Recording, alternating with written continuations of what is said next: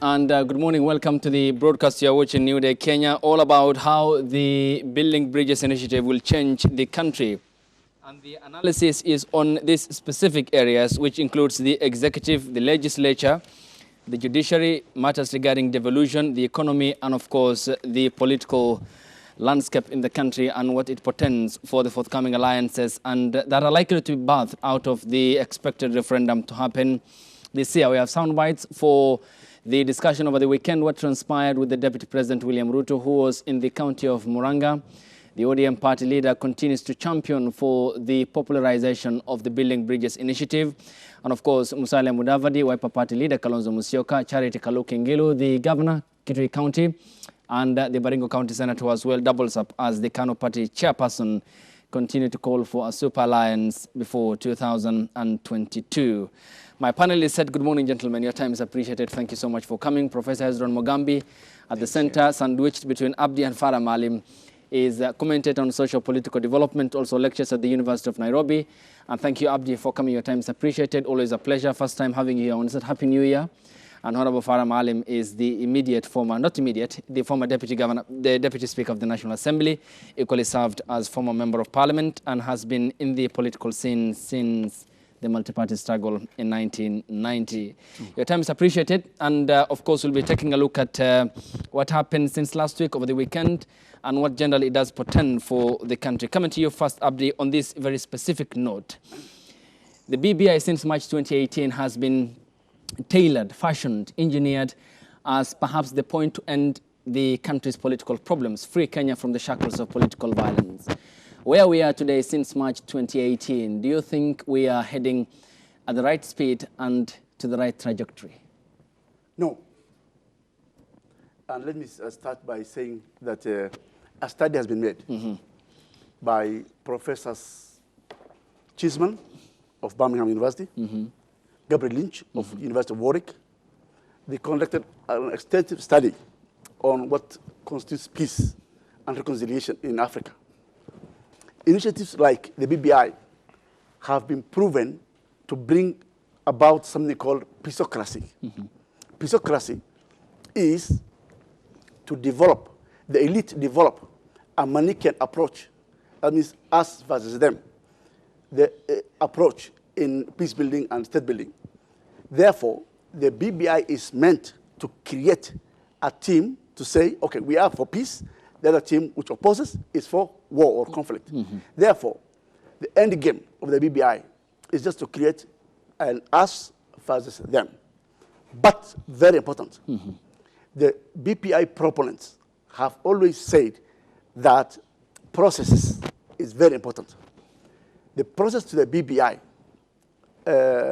Honorable Farah has once said that it's all meant, among other things, to subjugate certain communities.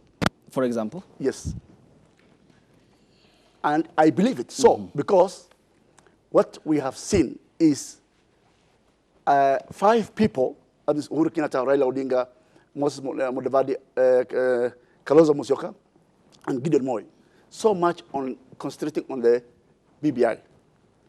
But today, we are having a pandemic in Kenya. Therefore, I would say they are all guilty of what has been termed as pandemicide, concentrating on other issues when the country is suffering. Okay, but the pandemic was first recorded in the country in March 2020. That was almost 2 years after the handshake happened. Therefore, is it right to point out the pandemic as perhaps the driving factor here and them not prioritizing the country navigating the choppy coronavirus waters? Yes, of course, it is contextual. The BBI was started in 2018, yes. The pandemic is started in 2019. They would have seen that we have a pandemic in this country today. We have doctor strike. But I told you the process to the BBI, for example, in northern Kenya, where I come from, and the Deputy Speaker comes from, we have had something we call electronic genocide. 5 million Somalis, so that because they knew that the BBI will bring, resources will be shared on a 1 man, 1 shilling basis. Therefore, they reduced, the BBI proponents deliberately reduced the number of Somalis from 5 million to 2 million. Okay, you're talking about the census. Yes. And why did the counties in the northeastern province ended up voting for the BBI? I mean, all except Mandera, which is still yet to vote alongside Elgeyo Marakwet, have all voted for the BBI. I don't know whether MCS voted or 2 million shillings voted. But the 2 million shilling vote. What's official on record is their vote. Of course, they vote, but we know we are in Kenya. We don't live in another country. Okay. Kenyans, we know, the president himself came out and said they'll be given 2 million shillings. Okay. Yeah.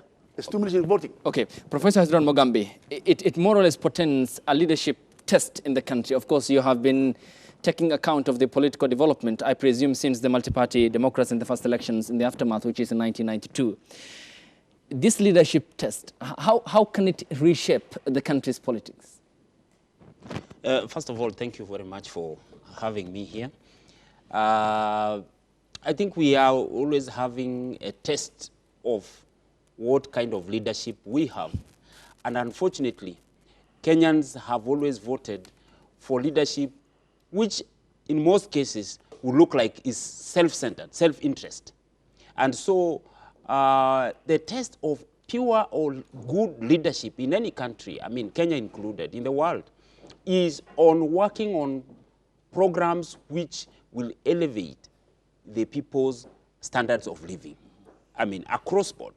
But what we to be having in Africa, and the problem is in Kenya, is that we have a situation where more often than not, changes which are proposed are not for the well-being and the future of the country in many years to come. We will tend to look at problems in a more short-term basis, I would think. Because the issue of ethnicity, the issue of, my brother here talked about Northern Kenya, the issue of Northern Kenya and marginalization and all that, has been an issue which has been there for a long time, since independence. Okay. And we have been talking about this on this round table for a long time. Mm-hmm. So how do we then come up with programs which will not look at the country in the short term, but in the long run?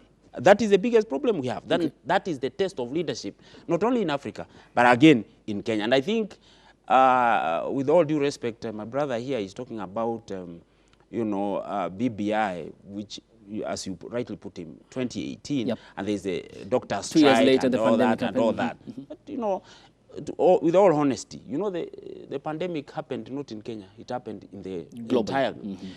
One of those things we can't do is to argue, the pandemic against the lives of the people, or against other activities in the world. Other activities will continue. Governance will continue. Changing the constitution for the betterment of the country and the people will continue, even as you tackle this. As to whether that balance is achieved in the long run, which is what you asked about leadership, that's a different matter. But I think the test in leadership of this country and in Africa in general has been that we look at challenges which face us as a country in the short run, instead of looking at it holistically and planning on how to work on the land issues, on TGRC. And you see, like now, if I ask you, I mean, the report has been there. What have we done about it? Okay? The Ndungu report has been there. What have we done about it? Kriegler, all those reports exist. Why are they not implemented or looked at in a wider way and looking at how to implement them for the betterment and what my brother is talking about, peaceful coexistence of, the entire country and communities which live within. Okay, I think that is a bigger problem. Okay, we will talk about the extent it will affect the political landscape in terms of the outlook of the executive, the legislature, and the judiciary, and of course what it portends for the devolved system of governance 8 years later since we incepted the first. And Honorable Farah Maalim, coming to you on this. Of course, you champion for parliamentary system of governance, and you have not less than 100 times cited the progress made by the likes of Israel, Germany, Japan, the United Kingdom, countries with parliamentary system of governance. Now we are grinding towards the inevitable, which is the attendance of the 24 counties, which means Parliament will play more or less ceremonial role now that the referendum is on and up. So what does it, in terms of the game plan, mean for the Deputy President, William Ruto? The Deputy President, William Ruto, William Ruto has absolutely no ideological persuasion beyond the desire to grab power and use it. Simple as that. So there is no ideological underpinning. There's no finesse in that. He has practiced the power. He has been in the power axis of this country. No. In the matrix, right from Kenyatta, from Moi days. And he was also a minister in the coalition government for the best part of that term, except maybe the last 1 year, slightly over a year. There is absolutely nothing to write home about, the claptrap, for lack of a better word, about the hustler nation itself is an indication on, how naive sometimes when you're drunk with power you can get.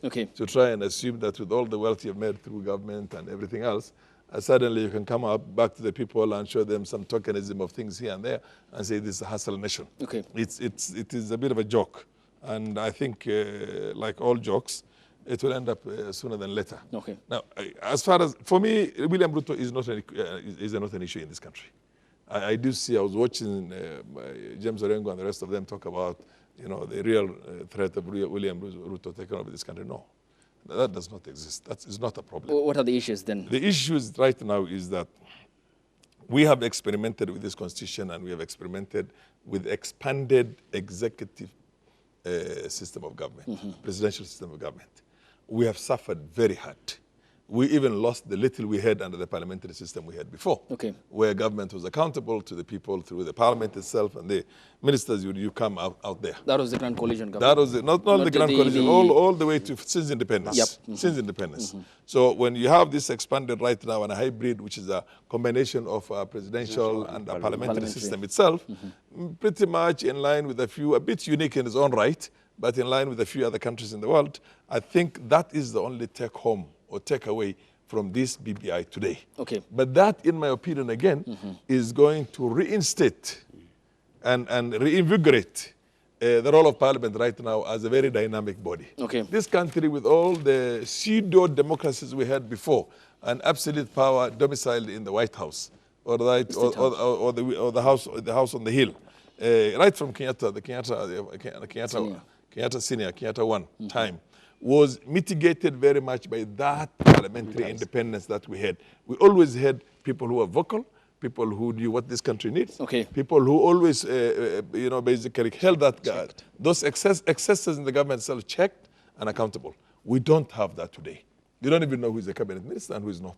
Parliament has become a dead body today as we sit here. So when you bring this new phenomena, I looked at it myself, I can see there's a serious marginalization of section of the society deliberately, to try and, deliberately to try and say, look, why do we have to fight over? And I heard that many times before. Some people in certain quarters saying, including his own quarters, including the ODM quarter, including the Uhuru quarter, saying, every time we fight ourselves as a big tribe, these small people come and take advantage. We might as well agree over it ourselves and share it between ourselves. That is the expanded executive you're talking about. That was basically something that was there. It was there even in the coalition government towards the end. Thank God, Kibaki was not somebody who would go to that extreme, He was a nationalist one way or the other. He sees this thing in the wider context, and it didn't work very well. Although the deep state worked very hard towards that. They got a little bit disturbed. I have been seeing one Somali chairman of an electoral commission, you know what I mean? Another small community guy in charge of another commission, and basically was saying, well, we might as well share this between ourselves so that we don't have to fight. And that was actually the spirit of the first government, if you remember very well. That is the Kenyatta Jaramogi government itself was the government of the majority, the Kikuyu Alliance those days. So there has been a desire to try and build that. That's why the small communities came together. Luyas at that time were small. I mean, they grew up exponentially. Somalis are also small. They're also growing up exponentially. And my take home is that now they have done, what do you call, digital genocide. What do they do? Electronic genocide. Electronic genocide. But how long can you do that? So you're talking about the census in 2019. Yes. Go ahead and do it. They have already done it, but we're going to have another census again in 2029. 2029. So then you can't hide it too much. It's going to be biometric. It's going to be everything. It's going to be everything. You know what I mean? So the point I'm saying is that I think BBI is is the better of all the worst deals that this country is going through now. Okay. You know, you get my point? Yep. I mean, everything is going bad.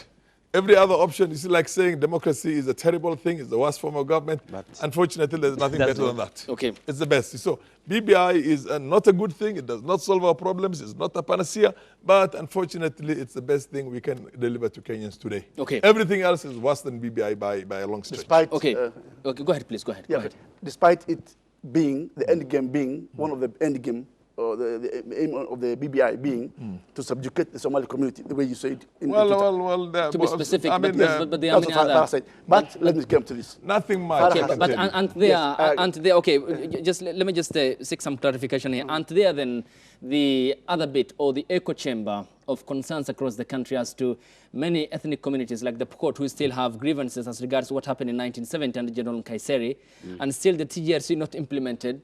The president's government has been in power since 2013. It still is gathering dust in shelves. Parliament never showed ability or appetite to implement that. Then what drives him towards a constitutional change when there is this large echo chamber of concerns across the country? Thank you. But before I respond, I want to respond to Farah, what he said. William Ruto, he said he has nothing to offer politically.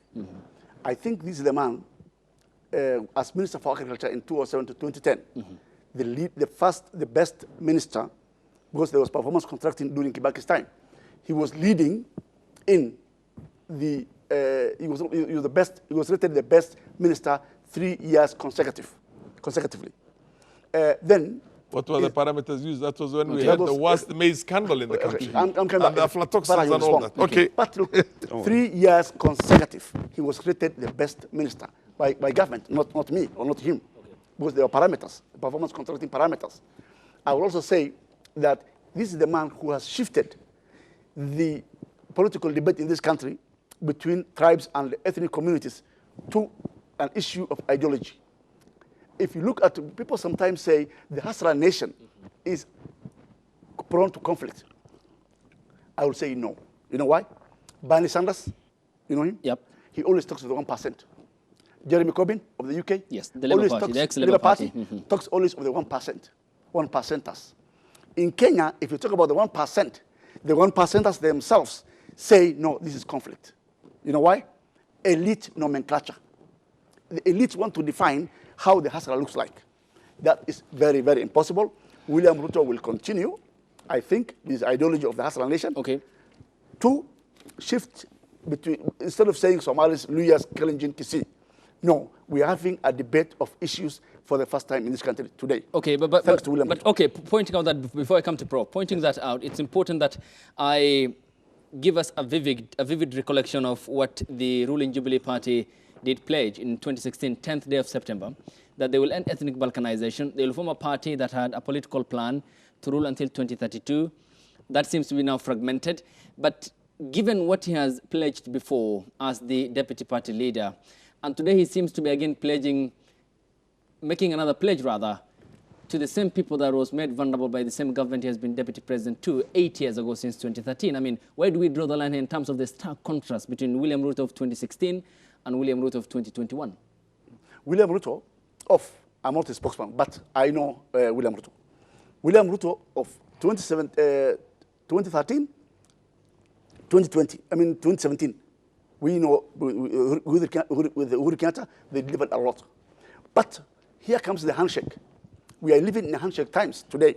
The whole thing has been hijacked by the chief hijacker in Kenya. And there's only one person who hijacks. Who is? Raila Odinga. He came and he conquered Uhuru Kenyatta. Uhuru Kenyatta told us he has an agenda 4. Where's the agenda 4 today? It has been thrown to the back burner. We don't have those things now. We have a handshake economy. We are only targeting the issue of prime minister, deputy prime minister, so that Uhuru Kenyatta and the quintuplet, the status quo quintuplet of Uhuru Kenyatta and Raila Odinga want to divide power. Therefore, that's why the aim of creating the BBI is to create 5 positions for 5 people. Okay, and as you mentioned that, honorable, just hold on.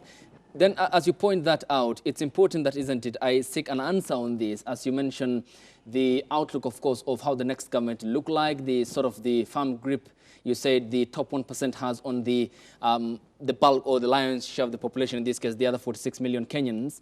Then how did a party with a concrete pledge made in 2017, formed in 2016, had a rosy pledge and ruled the country, then can be enfeebled that easy by the Prime Minister Raila Odinga to disorient the entire party and its structure? Yeah, but people interested in the status quo ante. These are people who are out of touch with reality. Uhuru Kenyatta and Raila Odinga were born with spoons in their mouth. They don't care of what's happening with the ordinary Kenyans. That's why they have diverted the whole agenda of Jubilee, which was to transform this country. How easy was it that to be done by the president in terms of the manipulation? I mean, we need to get the soundbite of the Deputy President, William Ruto. Honorable, I'll come to you on that. And the Prof, he spoke yesterday in the county of Murang'a, where he was hosted by the immediate former majority whip in the Senate, who was de-whipped by the party following the leaked media report or the leaked letter that was written by the former majority whip and the Murang'a County Senator. This is what the DP said. Wakati mimi niko hapa Gatanga, niko kwa wadosi wangu walioniajiri kazi. Na lazima nikuje nieleze wadosi ile kazi walinipatia na Uhuru Kenyatta imefika wapi. Mtu akilete ripoti ya kazi ile alipatiwa kuna makosa, anahitaji ruhusa ya mtu mwingine. Na unajua shida ya wale wananiuliza maswali, wao hawajachaguliwa na mtu. Sasa wewe hujachaguliwa na mtu, unaniuliza maswali kama nani jameni? Na hawa ndio wadosi wangu walinipatia kazi, wanataka kujua kazi imefika wapi. We will get the other soundbites of the NC party leader Musalia Mudavadi and others who spoke over the weekend. It was, of course, a beehive of political activity. Prof, let me come to you, Honorable Farah. Just hold on for a moment. Yes. And the DP William Ruto is speaking to the people. He more or less is now breaking the political bungs in now lessening the proximity and towards the people who are the majority, who will give the mandate through Article 1 of the Constitution. Of course, we are a constitutional democracy. But that vis-a-vis the picture we saw in the State House on Thursday of the President, Gideon Moi, Musalia Mudavadi, Moses Wetangula, Kalonzo Musyoka, Charity Ngilu. I mean, it likely is a pointer, isn't it, to new political formations going forward to 2022? Of course, you can see even in his body language, the more he says he's working with the president, the more you see him isolated. Because you see very important political events in the country, including cabinet meetings, including meetings like what you saw last week. He is not there. But when he goes to Wananchi, like he was in Murang'a, in Gatanga, then he says he's reporting to those who put him in office about events, about you know, what he's doing for them. Mm-hmm.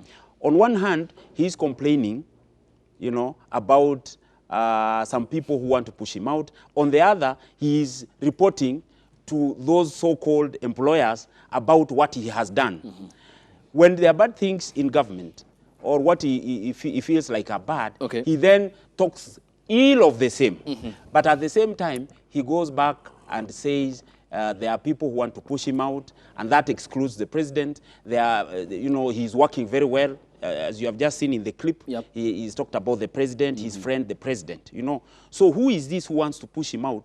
And his twin, like he says, he was elected with the president, mm-hmm, and he had pledges, which you yep, just asked, mm-hmm, and he's just reporting about those pledges.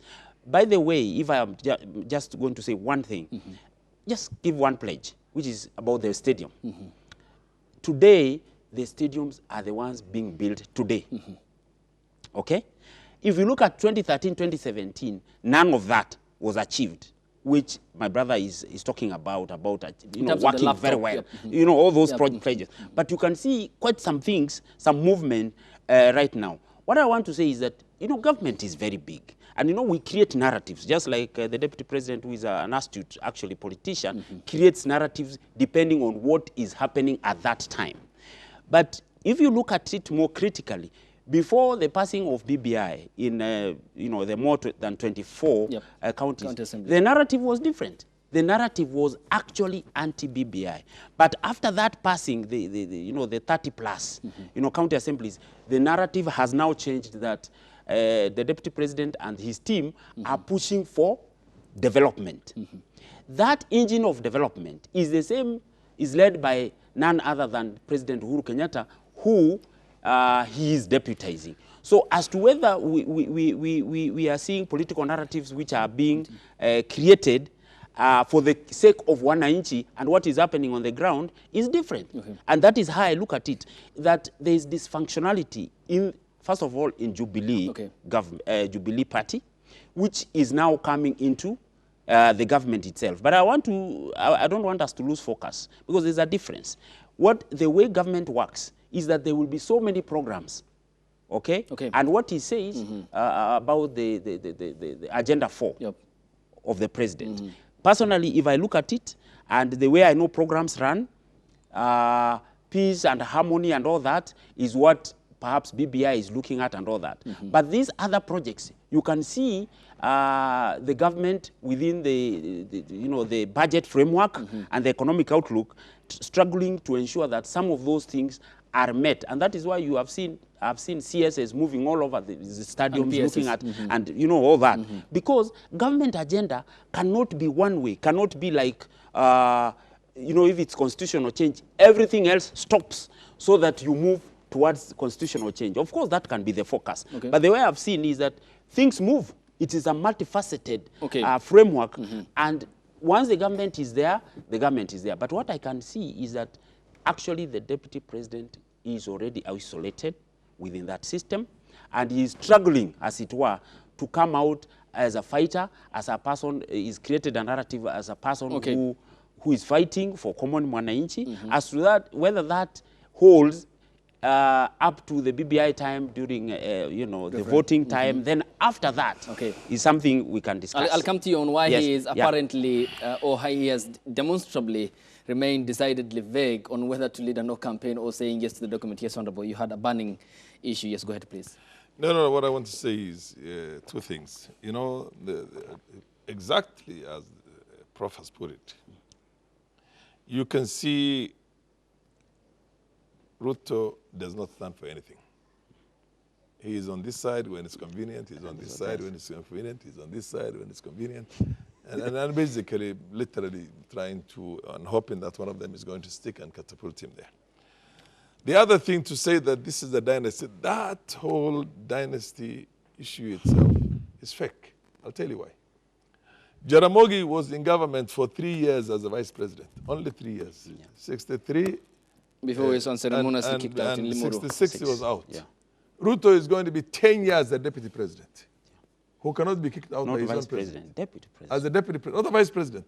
Not a vice president who you can throw out anytime you want, but as a deputy president. I don't think Jaramogi made a fraction in terms of wealth of what William made. William started literally enjoying and having the finer tastes of life and being very, very wealthy from university days. Through that, YK92. YK92. At that time, I remember we were going for elections. I can't remember, it was 94 or something like that, when Protas Mamanyi had defected from the party, from is it DP? Yes. And we had to hold a by-election in Kisii. And Jaramogi could not find 2 million shillings, even from his own pocket and his own coffers and his own business, to go and fight out that by-election. And somebody had to go to Kamlesh and actually tell him there's an Indian friend. He didn't even know that it was Kamlesh, by the way. Kamlesh Patri, and go and pick 2.4 million shillings from Kamlesh Patri. I mean, he was. Although there's a whole difference between having and giving. Can I continue? And he was a presidential candidate. He was the leader of the opposition in parliament. We were together in parliament. Led a very humble, simple life. Somebody who could not afford even decent shoes when he was going through school. And by the way, don't ever be cheated. Find out when Oburu and Raila were going through Maranda High School. No, not high school. Primary school. They were going barefoot at some stage. So to say that this is a dynasty, these are people who are born with a silver spoon, they were never born with a silver spoon. Raila left here, literally hitchhiking, and went on road Victoria to Uganda, to South Sudan, to all the way to Egypt. And his father found him there in Egypt, literally a refugee there, struggling to try and get into an institution there. And that's how, when his father assisted him with, I think, one of the East European, or I don't know whether he assisted himself. Actually, Norway. the Egyptian government assisted him. The Egyptian government assisted him. Before he went to the Scandinavian. To go to East, no, to East Germany. To East Germany to go and study engineering. The same guy has a 2 billion house. Hang on a minute. This is all a modern phenomena. This is all a modern. This is all in the last 15 years, 20 years. I can't vouch for all that. Being a leader of a political party. I'll give you time to respond. Being a leader of a political party is access to a lot of wealth. The fundraising alone Raila makes, it runs into, if not billions, you know what I mean? Billions, of course, of Kenyan shillings. There's no question about that. I mean, I'm not going to vouch for these latter days. Okay. But to say that he was born with a silver spoon in his own mouth, he was never born. He was born poor. Okay. And lived poor. Now, let me come to the other aspect of it. Right now, when you know, there is the issue of bringing Kenyans together. There is the issue of trying to thrive on division. If there's anybody who has thrived on division and is still going to thrive on division, is making an effort, is your friend William Ruto. When he goes to Muranga and tells them, Ile kazi mulinituma, he's not talking to Kenyans, he's talking to mountain people. Listen to me carefully. He's talking to Kikuyus. To be specific, the Kikuyus that to you say have given, them, he says, I assisted you, you gave me a work to support the president. Now instead of giving me in turn also and paying back, you know, this is basically, it's a lamentation there. A serious lamentation. And these are the kind of things. The same way when Raila goes out and says the founding fathers of this country, he's talking about his father and Kenyatta because they were there. They were not the founding fathers. Kenya was there long before their fathers were anything in this country. So you get my point. And the idea is to try and create a glue, a powerful glue between Kenyatta and himself, which I don't support. You know, he has his own choice. But for the issue of founding father, the first political prisoner in Kenya who was put in prison in Lodwar was actually a Somali. Yes, not even a Kikuyu, not a Luo, not anybody here. And the one community that supported the Mau Mau struggle to the hilt, with resources, with guns, with everything, was the Somali community. Unlike many other Mau Mau people who have been rejected and basically who have been forgotten and who lost after they brought in independence to this country. I mean, there are many people who are like that. But the fact of the matter I'm trying to tell you is that let us not try and advance personal political interests with such claptrap. Now dynasty, hasala, all that kind of things. That's absolute, you know, that's not right. Mentioning that, of course, we'll talk about the narratives that are likely to underpin. Talk about, can I just finish? Can I just finish? Let me go to Abdi. No, one second. Briefly. There was a double-digit economy. Nobody even talks about it.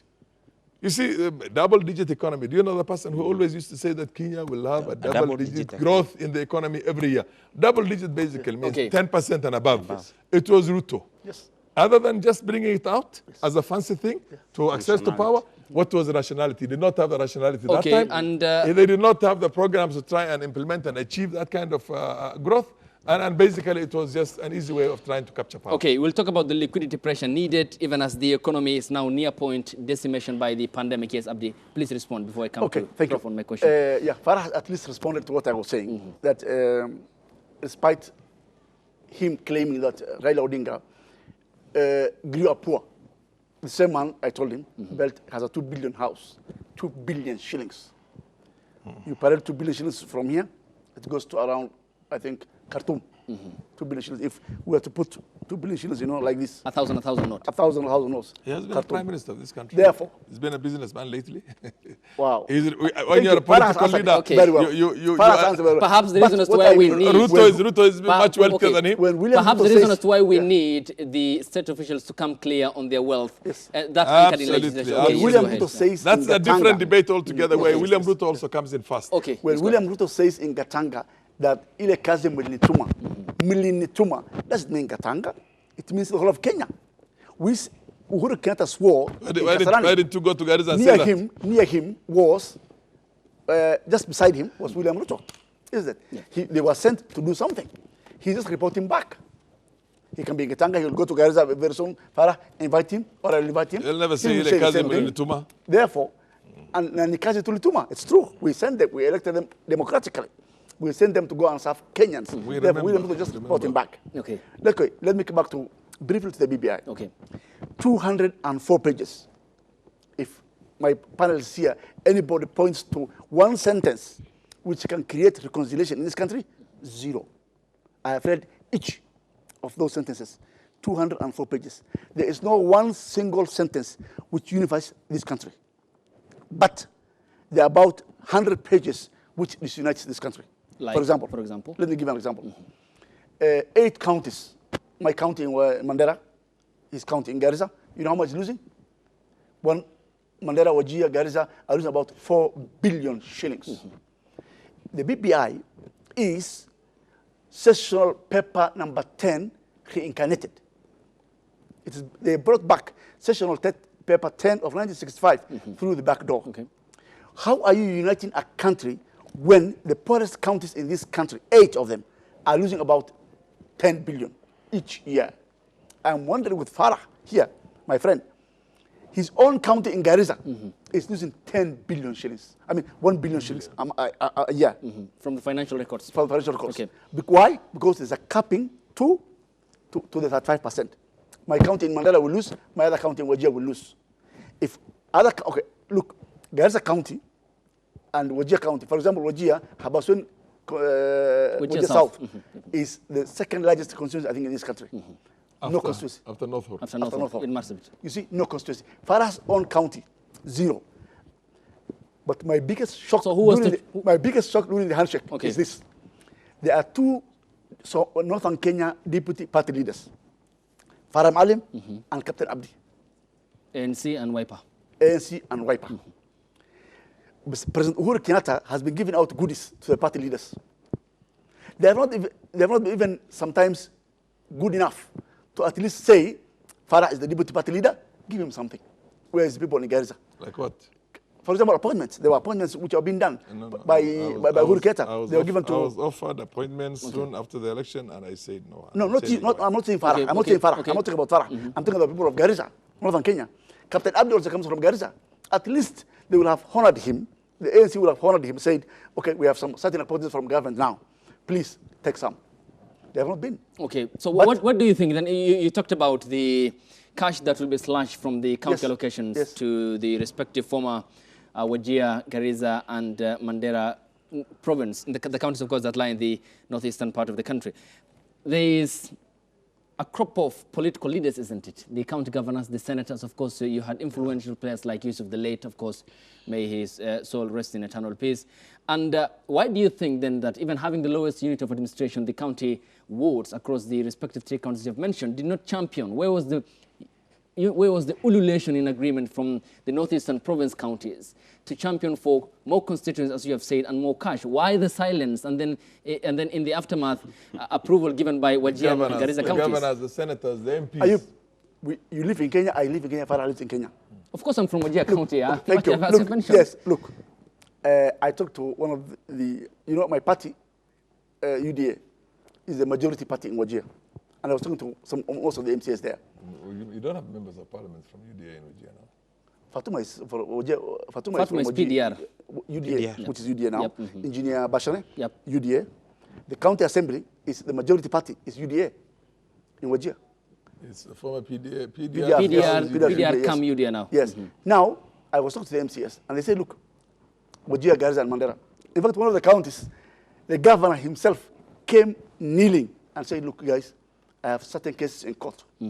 If you want to hang me, reject the BBI. Okay. If you want me to be left out, please vote for the BBI. So it was a lifeline for him. Can I just respond? All of them. I have a soundbite to play. You will respond to him just kindly. Hold on for a moment. And I'll come to you on that, Prof, because it's the soundbite of the NC party leader, Musalia Mudavadi. Can we have that, Bram? Mimi sijauliza mtu yeyote to step down for me. Wacha tuende kwa uwanja. Tuonane kwa uwanja. Mwananchi ndio ataamua kwa njia ya kidemokrasia. Hii porojo ya kujaribu kusema somebody is saying step down for me, step down for this one. Okay, that is the NC party leader Musalia Mudavadi, all shaping up, Prof, to what appears to be a stiff contest in 2022. But looking at the body language of all the political party leaders who attended the Thursday State House meeting with the president, the ODM party leader, ANC party leader, Wiper party boss, Farah's, of course, party leader. You have Charity Kalukingilu, who was on board during the advent of the Jubilee Coalition in 2013. You had Gideon Moi and Moses Wetangula. Of course, Odinga came on board in 1997 after the elections that Moi won, and Kibaki's petition was quashed by the court. Do you think, and of what influence will the president have on the next elections and perhaps the outlook of the next administration post-2022? You know, Abdi, we may say that the president, I've heard in many quarters that the president will be a lame duck president because, you know, he's living basically. I want to put it to you that the president will not be a lame duck. The president is a politician, and this is one of those days, actually time, that we have a younger, so to speak, president retiring. And so I think it will be in his own personal interest to ensure, and otherwise to ensure that there is, first of all, smooth transition, and that there is in his own thinking, because I have heard my friend here and even speaker here talking about personalities, and I think for me that is the biggest problem we have. We have not, you know, invested in parties, because if you want to grow democracy, you don't invest in personalities. You know, you don't talk about the strength of Ruto, the strength of Raila, the strength of... Let's talk about parties and the strength of parties to grow our democracy as institutions. Yes. So that, you know, whether Raila is there, whether Ruto is there in UDA or not, this is a strong country movement which then takes people forward so that we don't depend on individuals, whether they are good or bad. And that is the biggest problem we have. We have now, that is why we have, you know, we had, you know, Honorable Raila Odinga, Mudavadi and the rest in NASA. You remember very well, cobbled together because of, now we are staring at, you know, the death of the same. And I can assure you, from what you have just said about State House, you know, the meeting of the 6, you can clearly see that there is another so-called movement or grouping which is going to come. I can assure you from where I sit that that group may not just necessarily be that alone. It may even metamorphose. Some people may move from that and move to another one because, you know, politics is a game of, you know, numbers and interest. And so I can see the president, and that is what the deputy president is actually fighting when he goes to Central and talks about reporting back to the employers who are the people. He's saying actually directly that you are the one who employed me, and I'm now coming back to tell you what I've done, so that, you know, in subsequent elections, 2022, you can also, you know, look at me favorably. But what does that tell you? It tells you that he can see that the president, Uhuru Kenyatta, will have some influence on what is likely to happen in 2022. And that is why he's going out flat out to look for votes, not only from his place and other places, but from the bedrock of the president's constituency. Home ground. For home grounds. Number 2, what I can see happening, and that's why you are seeing even Honorable Mudavadi talking like that, as I said earlier, there are narratives people are peddling. That is why you hear Raila saying Mudavadi wants to be endorsed. DP Ruto himself says that Mudavadi and the others want to be endorsed. He is saying nobody wants to be endorsed. And the NASA trio, or is it 4, are saying that Raila now, it is time for him to go home. So everybody is shaping his own narrative, you know, and trying, as politics is, to elbow others out by, you know, painting them black so that he will look better than everybody else. So it's a free game, I can see, but this game becomes more clearer, actually, after the referendum. You will see what you haven't seen up there, and you will see people you thought were on this other side moving to either to center or to the negative side. And I can tell you, if you look at 2017, the movers and shakers of 2017, and you try to trace where they are now, I can assure you they have kept quiet. Why have they kept quiet? Most of them want to see how the game is moving. And that is the tragedy with this country, because people invest in themselves and their self-interest, and not in a structural, institutional, democratic manner, as to say that we know my brother here is a Democrat, and we know what he stands for, and in 1963 he was still standing for the same, and in 2022 he is likely to stand for the same, and he has been reforming. That is why my brother Farah here was talking about, you know, who was there when there was a May scandal. Who was there when this was happening? Do we take account of what people have done within the framework of the institutions, or we don't? You mentioned taking account, and let me just seek some specificity. And you talked about institutions and structures that ought to be functional. Yes. And the party in power had more or less copied a lot from the ANC party in Yes. South Africa, Yes. the Rainbow Yes. Nation. Yes. And this is a party that kicked out President Jacob Zuma, who is facing corruption charges today in court of law. They also went to China, and that delegation was led by the current vice chair, David Murathe, who said that will be more or less a lookalike of President Xi Jinping's party in China, of course, accused of horrendous massacre against the Uyghurs in China. And also they went to Saudi, which is not a democracy, apparently.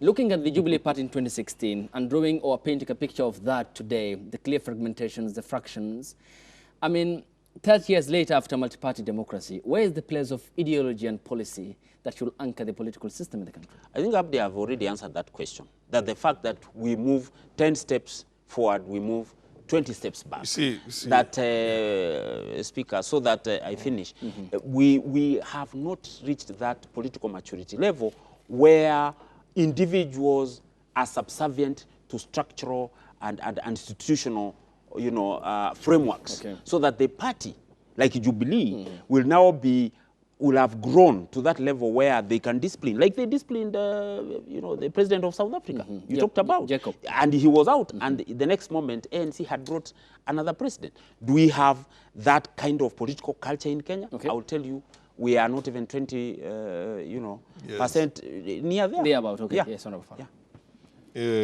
let me tell you one thing. To begin with, fundamental changes are usually achieved when there's a serious crisis.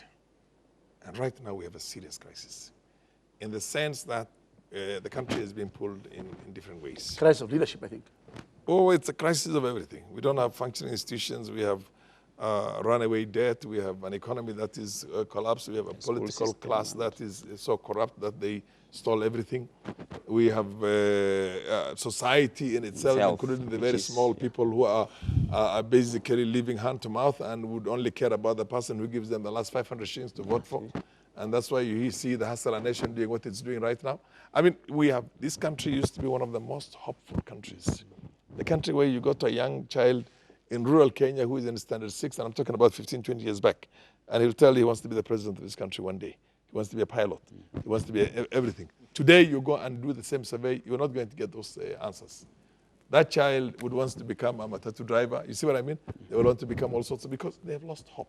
Because your team wants to create the notion that... Okay, hold on. We'll talk about his subscription, where he subscribes. So I'll give you time to respond. Relax. Two things. Personally, if you ask me, I mean, everybody knows my independence in the way I look at things myself. I mean, all Kenyans appreciate that for the last 30 plus years. Personally, one thing is that in 2012, there was a gentleman's agreement that Raila was not going to run after one term. And then in 2017, I was there as part of the committee that was going to determine who was going to be the flag bearer. And at that time, there are other members of NASA who said, look, he promised us last time he's not going to run again. You're talking about the court coalition. I'm talking about the court coalition. And now it was going to be a NASA coalition. And finally, the understanding was that win or lose, you are going to support somebody else in that coalition. And there's a write-ups. There are pacts. There are contracts that, to that extent. There's a written document with a lawyer's signature and everybody. The fact that you cannot honor an agreement of that nature in itself casts a lot of aspersions or doubts. I don't want to cast any aspersion on it, but it casts a lot of doubt on the integrity of such a person, given the opportunity of taking over the overall leadership of the country itself. So, for my old friend, whom I have voted for every time except when he did not run in 2002, in which case we were supporting Yachai for that. This time around, I think it's going to be he should not run because he has given that undertaking to his colleagues. Now, to turn around and look for some small excuses here and there, they did not come for the swearing in, they did not do this, I did not sit in there. I mean, that's all hogwash in my opinion. He was to support Fan according to the political leader, your party leader, isn't it? He would support my party leader, yes. Okay, yes. Now, can I just finish? Hold on, let me just take some specificity. I'll come to you, Abdi. Of course, Kalonzo said in 2016 that he will not play a second fiddle. Yes. He ended up being Odinga's running mate. Yes. Now you have Kalonzo, Mudavadi, and Wetangula saying that Raila needs to pay back 30 years of political investment they did for him. Absolutely. So do you think, where will Kalonzo fall? Well, look. We are, this team is is organized, and whichever way it's going to be the understanding, whether Kalonzo number 1, Mudavadi number 2, or Prime Minister 1 President, or the other way around, and everything else, we have no problem with that. Once we get into that, you will see the white smoke as soon as possible coming out, because the country is bigger. And they're the safest hands, I can assure you. They're the safest hands for the country. The kind of crisis we are going through right now, it's not the bravado and all that wealth which is being put out there and all that threats of violence. No, let us get people who will safely, steer this country. For your information, the current president of South Africa, yes, Cyril Ramaphosa. Ramaphosa is a vendor, and the vendors are. Maybe not even the number of people who live, I think about 20 or 30,000 or 40,000, I don't know the numbers, but the smallest tribe in South Africa. So without looking at all those things, I think there's a need for us to look at the country and see the bigger picture itself, see how the economy can be helped. And both these guys were there with Moi after the first multi-party elections when this country was isolated. And they worked very hard and got the economy back again on foot, on the proper rails. And I'm talking about when Salem Mudavadi and Kalonzo was also there in the government, and both of them were in the kitchen cabinet at that time. Now, can I just come to the final issue? You talk about the Somalis being marginalized. Yes, that state marginalization has been there right from in the colonial times. But can I tell you something? The biggest part of the marginalization we keep crying is self-marginalization. Agreed. Okay. Agreed. There's no bigger, even before devolution. I'll tell you, for example, I went in and sponsored an affirmative action motion through quota system on the floor of the House. I remember in 1993. The school system. Yes. 1993.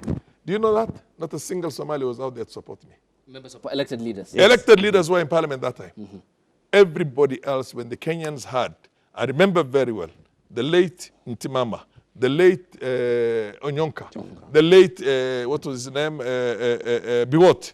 When Biwott heard what I was saying, and somebody rose on a point of order, he held him and forced him down and said, don't interrupt again. And by the time I finished my presentation and showed them the picture that only one child gets into these universities every year from Northeastern Province, maximum 2, everybody was crying in there in the parliament. And the thing passed and was implemented. And a minister in Kanu government, and I was in the opposition in Fort Kenya, a minister in Kanu government in none other than William Ntimama asked me, can I second your motion? You can imagine how opposition was seen those days as real enemies. But again, the whole House, except my own Somali brothers. So what's lacking is leadership. And then what is lacking is that you don't have a problem. Look, even the little you get into the counties right now, how much of it goes into the real development of the counties itself? Of course, it all ends up in Nairobi and in other parts of the country. So I want to respond to what Farah was saying. Only one issue. Briefly, we need to go on break and come back. One issue. He said that he was there in 2017 when Raila Odinga promised to pass the torch to Kalonzo. If somebody, to paraphrase what William Ruto has always said, if somebody cannot keep a promise with 5 people, will you keep a promise with 47 million Kenyans? The answer is a big, resounding no. Yes, Prof. 1 minute. That is why hold on. I'm just following what he was saying. Yes. That I think the leadership crisis we have in Kenya is best exemplified by what Honorable Farah said. Do people in the marginalized areas lobby much enough to get whatever is their piece of cake within the national cake?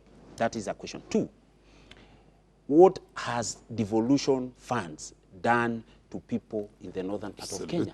In fact, let me tell you, most of that money, resources, ends up in other counties, Nairobi, Kiambu, and other places, and actually Mombasa, out of the country. So what we are saying is that there's also self-marginalization. That problem of leadership in the northern part of Kenya, or in those areas which are so, and even Ukambani.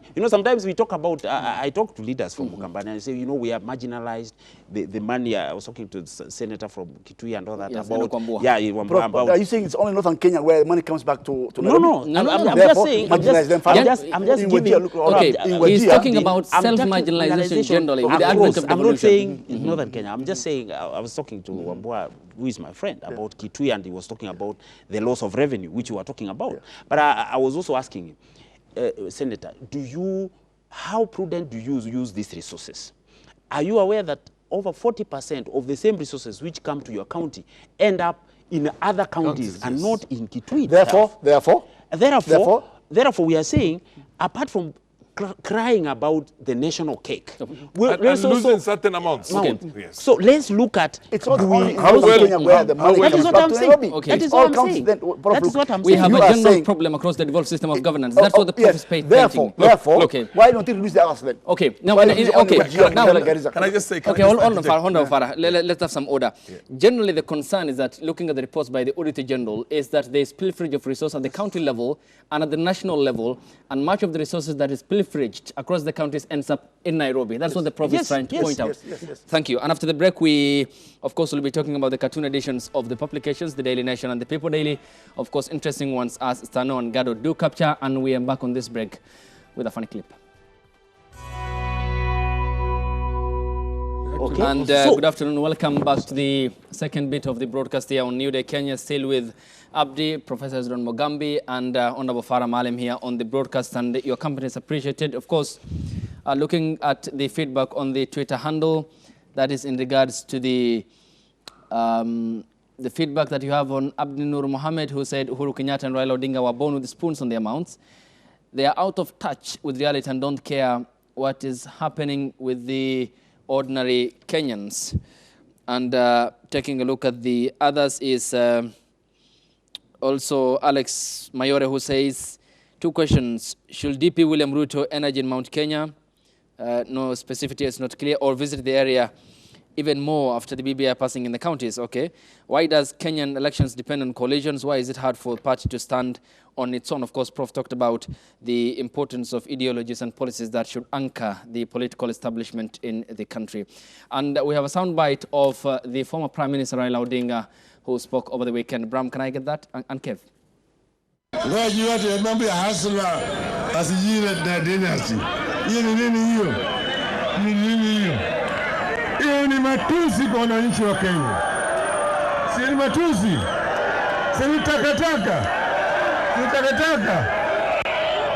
Nasema bwana, sema no pale, sisi tuseme yes, tukurane na wewe kwa debe. Nasaka sasa nyinyi mjitayarishe. Maana yake hii ziara sasa naenda kule kwa bunge, so kwa bunge itakuja kwa wananchi. Na nataka Busia iongoze tena. Hiyo mambo ikikuja hapa kwa referendum, kwa kupiga kura, tick BBI. Mtafanya namna hiyo? That is the ODM party leader, Raila Odinga. Before we get to the cartoon, starting with you, Abdi, of course in his book, The Flame of Freedom, Raila points out very clearly in page 624, 626, that his intent coming on board KANU and becoming the SecGen was to weaken it from within. And that ended up, of course, with President Daniel Toroitich Arap Moi pointing out Uhuru Kenyatta as his political son and protege who should pick up from where he has left, subsequently defeated by Mwai Kibaki's neck. And at what price is 2022 for the ODM party leader Raila Odinga if he is to contest in 2022? If Raila Odinga will not contest, and the coalition, Farah's coalition will contest, IEBC can equally save that money, we put it elsewhere. Why do you say so? William Ruto will win at 8 a.m. in the morning. Against the coalition that Farah talked about? Musalia Mudavadi, Kalonzo Musyoka. It's like running against Dida, or even more worse. Mudavadi got about 300,000, 400,000 last time. 2013. You see. Now, Kalonzo Musyoka, he ran also, same thing.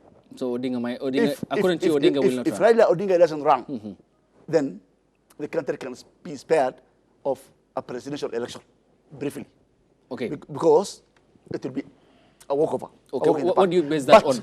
What do you base that on in terms of? If Raila Odinga contests, that can be at least something. Why am I saying that?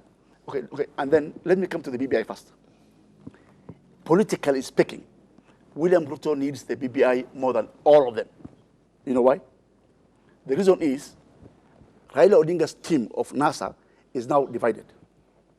William Ruto, after the 2017 elections, has won some other regions. For example, Coast.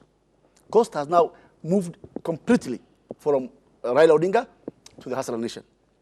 We have the Kamba Nation, that is Lower Eastern, which has already moved from NASA to come into William Ruto. And then Western, which is almost divided. Half of it is, as we speak today, for William Ruto, half maybe the others are sharing. Appreciated in Western, for instance, in the county. Okay, appreciated in Western, for instance. Just a matter of specificity before I come to Prof. Honorable Farah, and then we look at the cartoons. Western, for instance, in the county of Kakamega, Jubilee Party has 4 members of parliament. I'm talking Mumias East and the likes. You talked about Lower Eastern and Coast, but you have no authoritative figures. But though the 2 governors of Kilifi and Mombasa are ODM party governors, not for the Kwale County Governor Salim Mvurya, then I have evidence. In terms of, okay, we'll look at how that translates at the ballot in 2020, by the grace of God. We have no predictive skills or prophecy.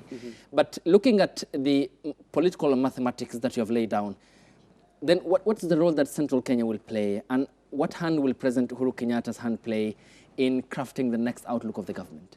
Okay, let me talk about Central Kenya. I worked there from 2005 to 2014 as a district commissioner. I know the people very, very well. Central Kenya people cannot just be easily hardened. They cannot just be told, Uhuru Kenyatta has said this, go here. You cannot shepherd them. You cannot shepherd them. And I always say, why? The colonial government, which is very, very strong, attempted to shepherd them into subservience. They said no and went to Abadea. I don't think whether Uhuru Kenyatta can just tell them, vote this way, and others accept. It is very, very hard. Okay. Prof, coming to you.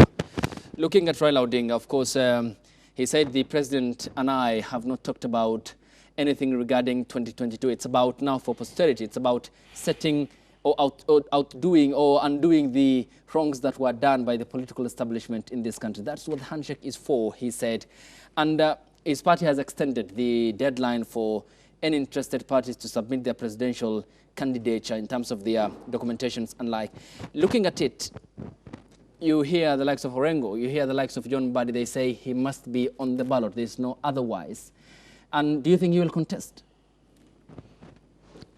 Looking at his body language, yes. I can see that there are very high chances that he may contest in the 2022 elections. But of course, he has said himself, he has not committed himself to, to running up to until after the referendum somewhere in June.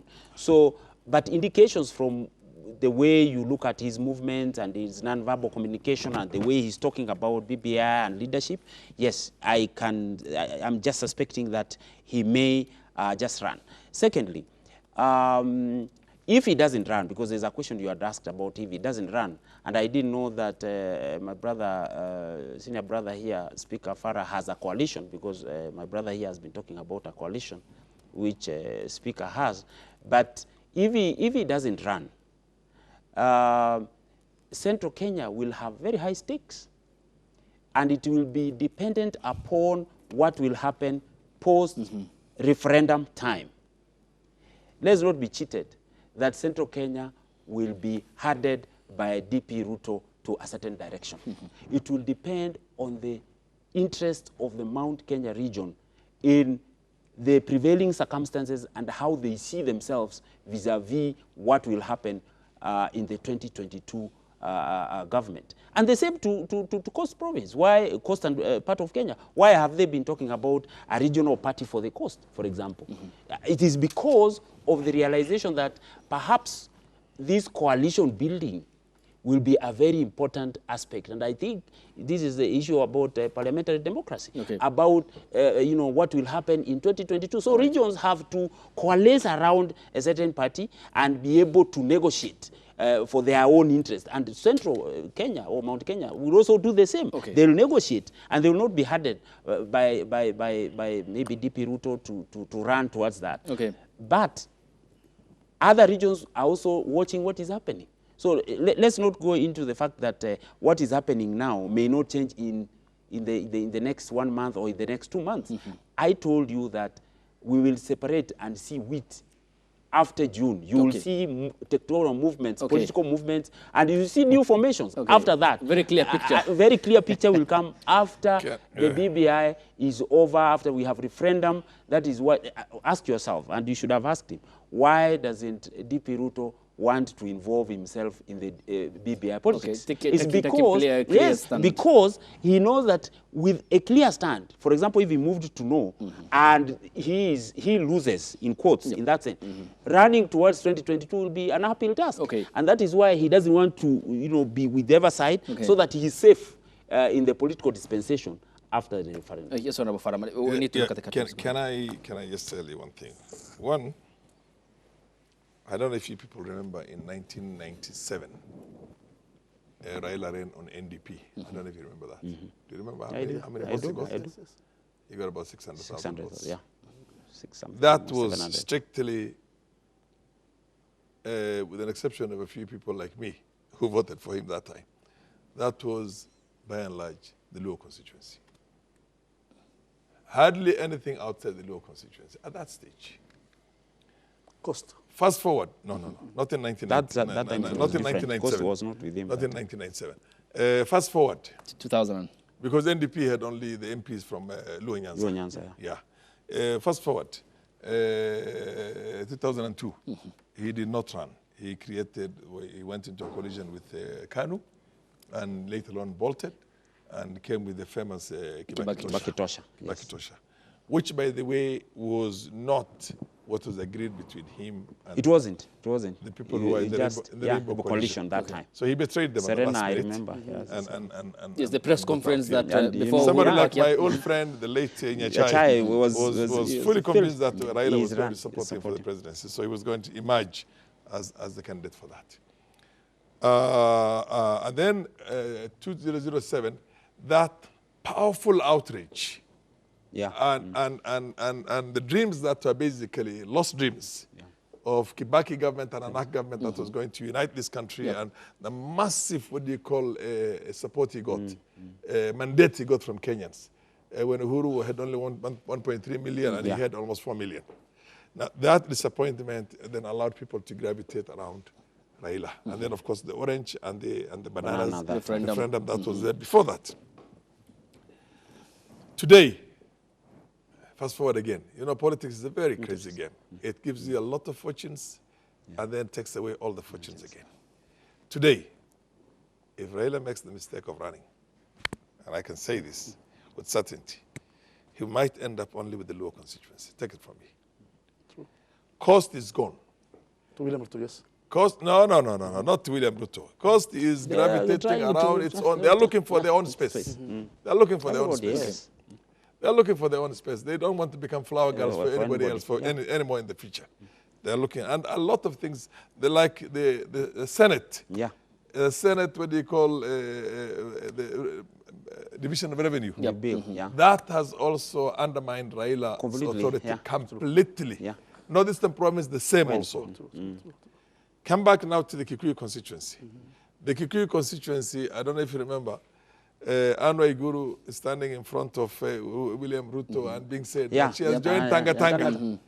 And then what happened? A short while later, she bolted out.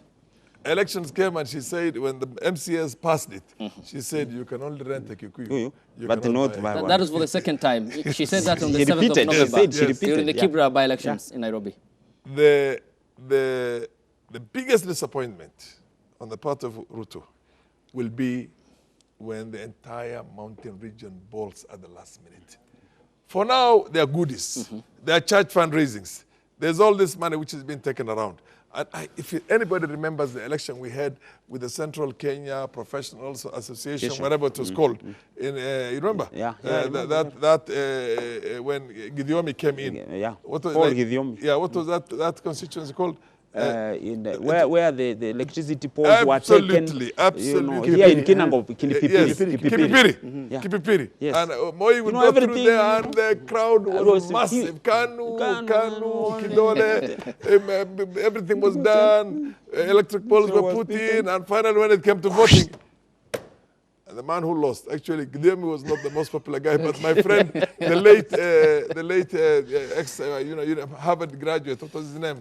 The guy who used to put his head like this, who was a trade unionist, and he's just passed on, I think, a short while back.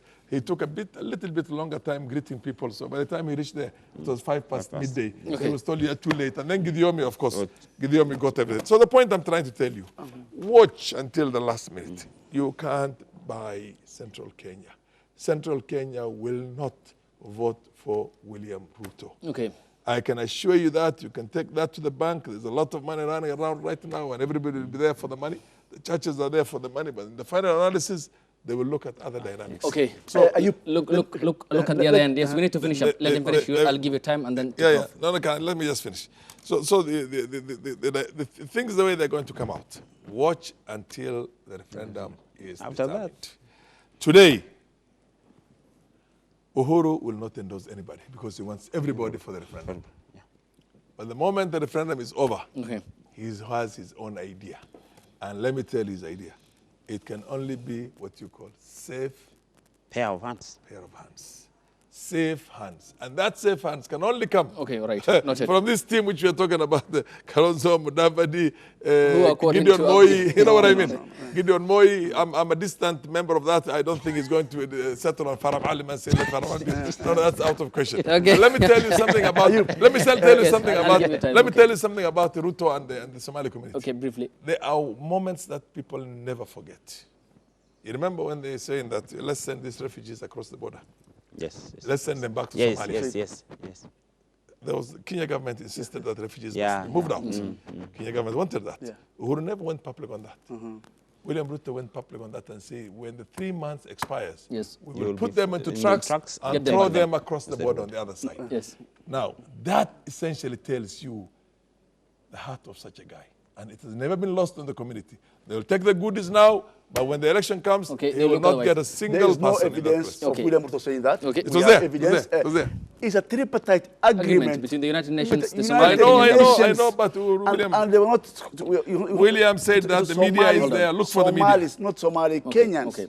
And the Somalis, if what Farah is talking about, this funny coalition of this the endorsement coalition, wait so that you can which is waiting for endorsement. Just the wait for you to defeat them. Coalition. If you want Ruto to defeat them, hold on. If if he was talking to a Somali, they will tell him one thing: Masajid, What is that? Meaning, don't bring jokes to the mosque. Which is a by mentioning the coalition of Mudavadi, Kalonzo, and Wetangula against William Ruto with Gideon Moi. Please, Gideon Moi, whose county has passed, has rejected. For heaven's sake, Farah, stop playing at the mosque. There's only one serious contestant in this country. If he declares interest, Raila Odinga. The rest. Yes, I don't belong to any of these coalitions you are hearing. But one thing is for sure, I have just told, I've just said this. What I know, the job of coalition building starts in earnest in July. If we are going to have BBI and we are going to do the referendum, that is the direction it will take. You see, if you look at, Abdi, if you look at what is happening in coast, in parts of Western, in parts of, other parts of Kenya, you will see even PDP, which became UDA, PDR, sorry, which became UDA, will also be in coalition. Used to call it Party of Duale and Ruto. Will also be working to ensure that they work towards ensuring there is, even William Ruto, I know there are very many parties which will end up supporting his candidature, all right? So it is a question of coalition building. And at that time, that is when you can talk about coast, you can talk about northern Kenya, you can talk about western. For now, the big issue is BBI. Once that is done, you will start seeing tectonic political movements the way forward. But for me, I will say that what is good for Kenyans should be structured. We need serious leadership. That serious leadership should come from political parties. We need to strengthen our political parties so that we mature our political culture, and that political culture is the one which will take care of the common mwananchi. Okay, briefly, because we need to look at this. It's very, you'll say this, and it's in line with this because I need to get this cartoon edition on the People Daily. Can we have that up? Not this one. This is the chess, apparently. Steve, can I have the People Daily cartoon? This is the chessboard representation of the deputy, no, on the far end, tab the People Daily cartoon. There we go. Just come out automatically, don't worry. It's one that highlights what we have just talked about, and I just want to get the final comments of, yep, there we go. It's about to rain, and you can see the Super 7 hailstone that is possibly raining on the Deputy President William Ruto, who seems to be running under that. And it means that if he can do that within the length of the Nimbus political cloud, I presume here, then he can be able to get the Mamamboga on top of the wheelbarrow branded Hustler 2022 Express to safety because of this storm that is forthcoming. You have Kalonzo Musyoka, Musalia Mudavadi, the President, Gideon Moi, Raila Odinga, Charity Ngilu, and Moses Wetangula. Is this more or less what many times as the super alliance that's forthcoming and might face the Deputy President William Ruto? Yes, Abdi. Yes. The sheer show of 5 or 6 people coalescing around to come and beat or defeat one human being, a small Kenyan chicken seller from Sugoi, who was little known, and his father is not known, shows the amount of political weight wielded by William Samoei Arap Ruto. Okay. If not, why are you seeing all these tribal leaders coalescing around each other? Okay. This group. Why? Because they know William Ruto is a political heavyweight in this country and is about to win the presidency. Yes, that's why they're coalescing around. Yes, Prof, your observation? Just to talk about that cartoon, I can just see that, Abdi, the other thing you have not told us is that there's a question. Yes, posed by, yes, there's a question posed there. Another passing cloud. Is that just another passing cloud? Because why we have been having narratives. Remember, in 1997, I don't know, Speaker, what the narrative was, but we have been having narratives, winning narratives throughout. For example, there was the issue yote ya wezekana bila Moi. Okay? The ICC narrative came in 2013. And so we are born to have many narratives coming.